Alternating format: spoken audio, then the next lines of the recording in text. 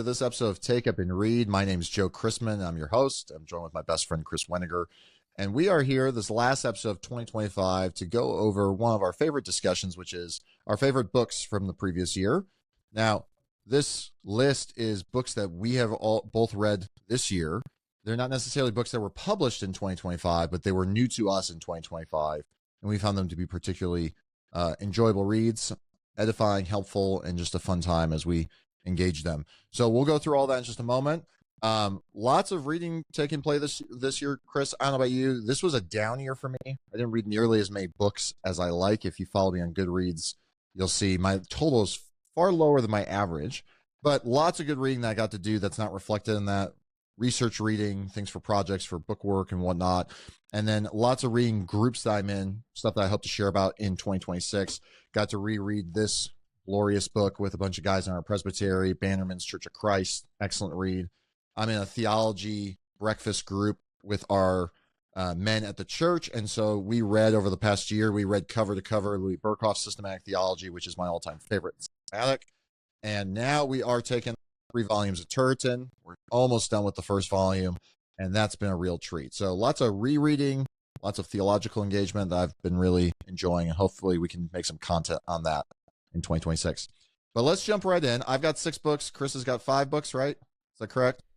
That is correct.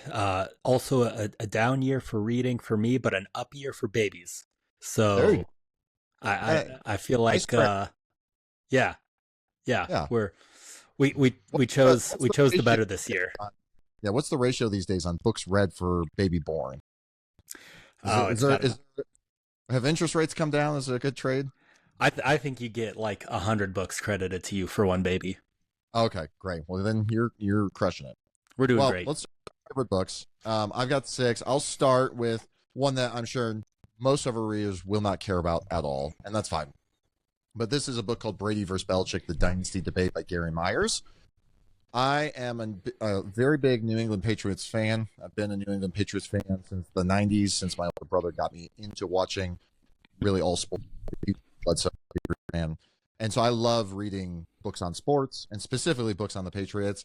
This is not by any means my favorite book on the New England Patriots, but the author takes a unique angle, kind of looking at the Brady versus Belichick argument. And I think he's got a good angle on it. He shares some really kind of novel new stories in there. And it was just a delightful read. And so I enjoy reading these kinds of books. If you like sports and if you like football, then you'll probably like this book, even if you're not a Pats fan. But it does help to be a Patriots fan.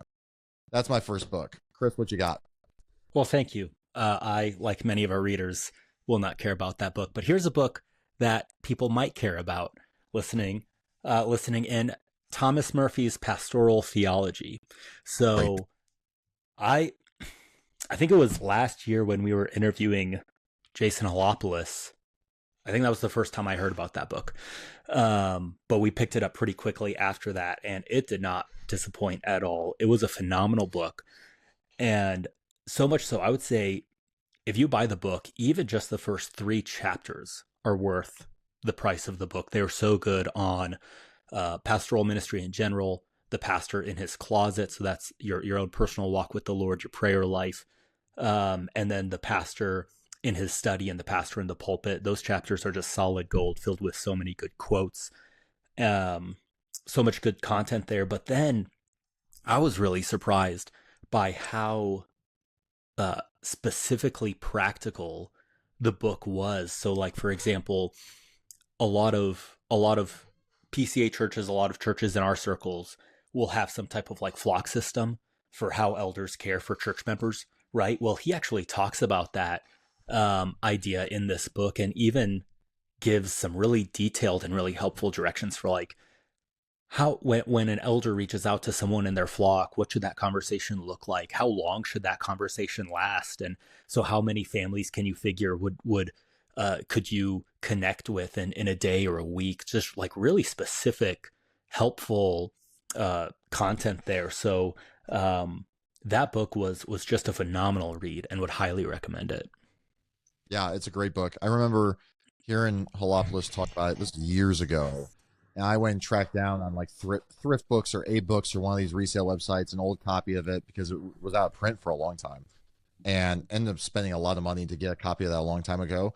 And then come to find that our friends at Log College decided to republish it and put it out there. I'm so thankful they did, because now you can get a copy easy, and it's beautifully done, and it's definitely a great book.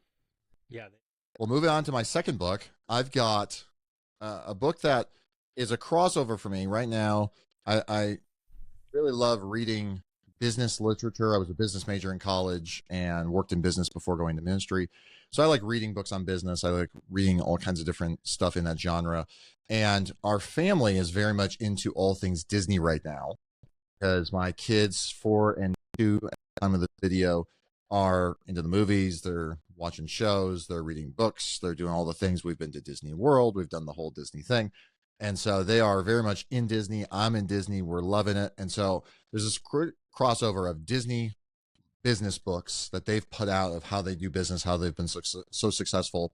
And so this book's been great. Be Our Guest, Perfecting the Art of Customer Service. This was a really enjoyable read. Just kind of walks through, and it's a short read, just walks through the high points of how Disney thinks about customer service. And I'll just say, for churches, if you were to pick up a book like this, there's lots to glean and take from them in terms of how can we be the most hospitable, most caring for people who walk into our doors that may not know us. We've never seen them before. How can we be thinking about what they're experiencing as they're walking through our door? So there's definitely some crossover value for church ministry life. But just in terms of personal read, this is a good read. And if you like Disney, it's really interesting to see how they think about things, even things like trash can placement. So really good book. Cool. Yeah, that sounds interesting. My next one I don't have to show. Read it as an ebook, but it's Nathan Knight's Planting by Pastoring. So definitely a big theme that tied a lot of my reading together for this year is going to have to do with pastoral theology, church planting, ecclesiology, because as you know, and others may know, we're shifting. God's given us the opportunity to plant a church out of the church where I've been serving for the last 8 years. And so, of course, that has taken up a lot of my thought and a lot of my reading this year. So Nathan Knight's Planting by Pastoring, excellent book.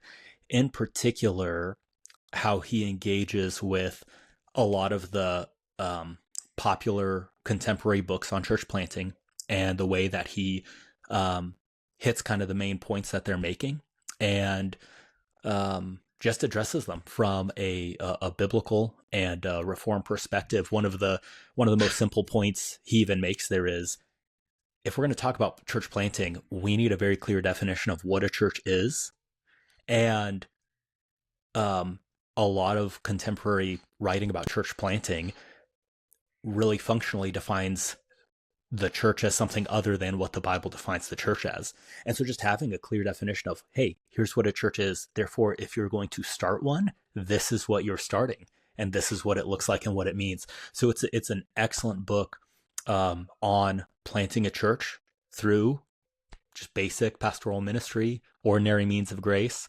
So another great book. Yeah, that's great. I'm sure people listening to this or watching this on YouTube know I'm currently in the midst of a church plant we launched a few years ago in the western suburbs of Chicago. Chris, you're about to start doing a church plant here. And most books on church planting are unhelpful. I've read many books on church planting when I was preparing for this call, and found several of them to just be not worth the time. But there are a couple out there, and the one you mentioned, I've heard great things about. So I'm glad it was of service to you, and hopefully to others as well. My next book is by Claire Morell. This is called The Tech Exit, A Practical Guide to Freeing Kids and Teens from Smartphones. If you have read books recently by guys like Cal Newport or Jonathan Haidt, there have been lots of books written on the subject of the effect our phones and technology are having on us, the effect social media is having on us, and specifically on kids, on teenagers, children. And Claire does a great job kind of highlighting a lot of those concerns. There's some really hard stories to read in here, but they're helpful to kind of open your eyes to just how dangerous social media and tech use for young kids can be. And then she walks through a lot of practical advice of here's how you can kind of try to go to safeguard your family and your kids from this danger. I don't agree with every single thing she prescribes in the book, but I think it's a really helpful contribution to that conversation. So I would pick up Newport, I'd pick up Jonathan Haidt, I'd pick up this book, and just, if you're a parent, please read some of the stuff and kind of get a game plan for how are we going to help our kids. My oldest is 4, so we've got some time, but now's the time to figure that out before, kind of peer pressure and all the friends have it and all that kind of stuff. So definitely recommend Claire Morel, Tech Exit. So you don't give the 4-year-old a smartphone. That's what I'm picking up from you. We have not given James a smartphone, nor are we planning Noted. to. Yes. Noted. Well, that's cool. That book is on my list for next year, so glad to hear that you enjoyed that one. I'm a bit late to the game on this one. The Care of Souls by Harold Sinkbell, and as I'm looking at the cover, I see Christianity Today Book Awards winner from 2020. So I'm only 5 years behind the track on that one. But another great book on pastoral theology. He is a Lutheran, and so what's great about the book is it is an ordinary means of grace focused pastoral ministry book. Excellent. The main images he uses to talk about what pastoral ministry is and how we ought to think about it and understand it are the images of shepherding and farming, both very biblical, but then also connections to his own personal life and upbringing. And so just really helpful for providing frameworks of what are we really called to do as pastors, and how do we do that? Now, given that he's Lutheran, he's all about word, prayer, and sacraments, but specifically his perspective on the role that the sacraments play and how is going to be a little bit different from our Reformed perspective, and also some of his views on things like absolution or benedictions or something like that are a little bit different from our Reformed perspectives, but still really, really good, and a great book to engage with. I'm glad that you enjoyed that book, because I could not get into it, whether 4 or 5 years ago, whenever I picked it up. I think someone gifted it to me. Whoever gave it to me, if you're listening, I'm very thankful you gave me the book. But I could not. You sound thankful. Anytime someone gives me a book, I'm thankful. And truly, especially a book, you mentioned, I don't know how much stock I put in Christianity Today, giving it the Book of the Year award. But that being said, it got a lot of notoriety and it got a lot of attention from a lot of different outlets. I think TGC had it on a list back then as well. Mm-hmm. So was so grateful when someone, put it across my desk to give to me for free so I could read this book that everyone's talking about. I just, for the reasons you mentioned, I mean, it's the same things that you would critique it on. I just found myself not really engaging well with it. But I have so many friends who love the book. And so I get to add you to that list of, all the people who probably have some bead on the situation that I don't see, and I'm wrong. I'm happy for that to be the case and all that. So my next book is by a friend of mine, Stephen Spinweber, Loving the Law of God in the Life of the Believer, published by Christian Focus. This is a tiny little book. I mean, look at that. That's a nice little quick read. But Stephen does a great job just explaining and applying what is the law, what's its role in the life of the believer. There are not a lot of books like this out there right now. I can't really name a ton of books about the law. I can tell you resources that would help put it together for you. But in terms of a really handy book that I can hand to a lay person in the church, this book is a really helpful resource. Just goes through and clarifies what's the moral law, 3 uses of the law, breaks down the different, ceremonial, civil, moral, kind of gives you a framework to understand it, and just really helpful application here. So if you're kind of listening to this and you're like, the law, I think the law is bad. It's all about grace. What role does the law have to play in my life? This book is absolutely what you should pick up, because this is going to help you understand the Christian life a whole lot more fully and to enjoy God in a whole new way. So this book, highly recommend. Nice. As you were saying that, I just kept hearing in my mind, the law, isn't that just another word for legalism? Yeah. No. No. Definitely not. Well, good. Yeah, that resources on the law in a small book like that, that's not something I had off the hand. So it's nice to know that that's out there and that's a good resource. a small book that I read this year, The Clay Pot Conspiracy. So not behind the track on this one. This one just recently was published and has been getting a lot of notoriety on TGC and others. So Dave Harvey, subtitle is God's Plan to Use Weakness in Leaders. So an excellent book on how do we as pastors, ministry leaders, elders, how do we think about, how do we deal with, how do we live in the reality of our weaknesses? And so he spends a lot of time in 2 Corinthians 4, 2 Corinthians 12, looking at how Paul helps us understand that and how ultimately it shines God's glory all the more when we think rightly and live rightly in relationship to our weaknesses. So a very encouraging book and a very helpful book.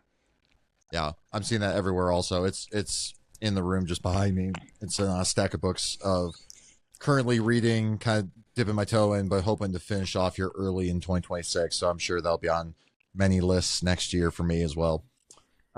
This next book is a book that's kind of been recovered for us. It's by John Thompson, but it was edited by S.A. Fix. It's an explication on the Shorter Catechism put out by Westminster Seminary Press.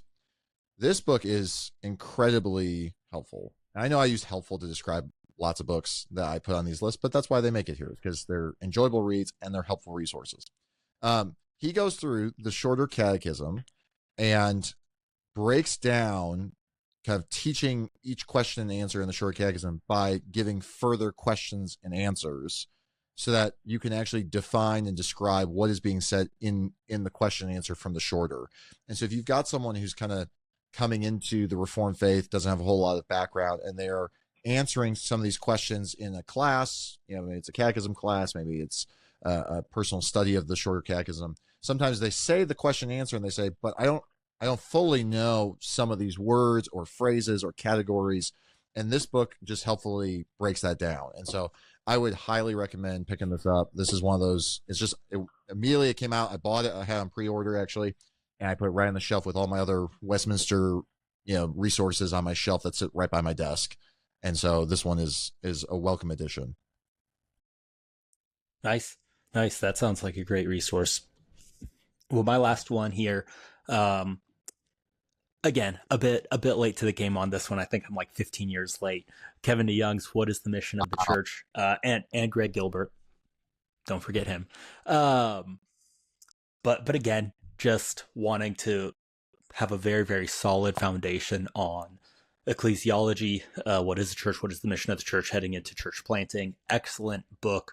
And despite my getting to it so late, it's still extremely relevant. It still applies, whether it's the specific issues that they address, because they not only identify, hey, biblically, here's the mission of the church, but then also how does that in tension with, or how does that push back against what at that time were some really popular ways that people were thinking about the mission of the church, in particular issues of social justice and things like that. Well, the issues may not be quite the same today, but it's still a helpful book to read. One, because it still does a great exegetical work to define, here's the mission of the church.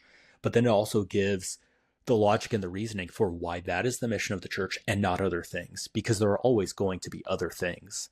And many of those things, as we think historically, are going to be social issues, whether it's the social gospel or social justice or whatever.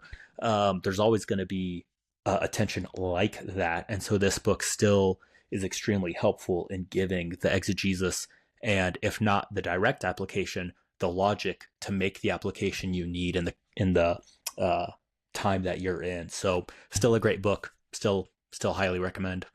Yeah, I'm just glad you got around to it. Thanks for coming around to the party. Yeah, I'm here. I can't wait to see what I get to next year. Yeah.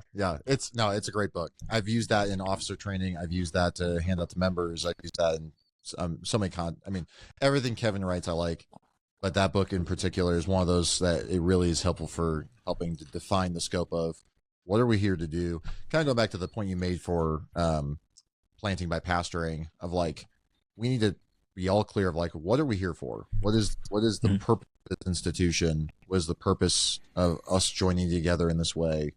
and that helps solve a lot of problems along the way. So, well, that's good. My last book is by Dr. Blair Smith, Reformed Confessionalism in the Blessings of the Faith series. This is, to me, one of the more important books of 2025. It was published in 2025. I think to have a small little book in this helpful series on what does it mean to be confessional, the value of being confessional. So often is the case that we got members joining our church. They come in, they know we subscribe to the Westminster Standards, but what does it actually mean to be confessional? What does this look like? What's the value of it? Why is it such a good thing? It's not just something we have to do, something we want to do. It's something we think is really wonderful. This book is just a really helpful resource and really good tool. And so I'd highly recommend this. I mean, there's so many books in this series that are really good. I think of Holopolis's book on covenant baptism. I hand that out so often. Every baptism I do, I hand out, and then I've just handed out to people who are thinking through covenant baptism, infant baptism. David Strain's book on preaching, and this is really good. Jonathan Cruz's on membership's really good. You've got all kinds of really good resources. This one in particular, I think, is really good. So I'd highlight this one and say, if you haven't picked this up yet, go buy it, read it. It's going to be worth your time. Well, with that, those are our top books for the year. Chris, as always, it's always good to kind of reflect over the previous year. I'm excited for what's ahead. Maybe in January, we'll get around to doing a video. We've talked about this so many times of kind of like, what are we going to read coming up? And we can kind of get excited about what's on the list for next year. But wherever you are, I hope that you've enjoyed this episode. I hope you will click subscribe so you can be a part of our further discussions. We got lots of guests who are coming on the show in 2026 that we're really excited to sit down and ask them questions about their favorite books and how they enjoy reading. So until next time, go find a good book and take up and read. Thanks.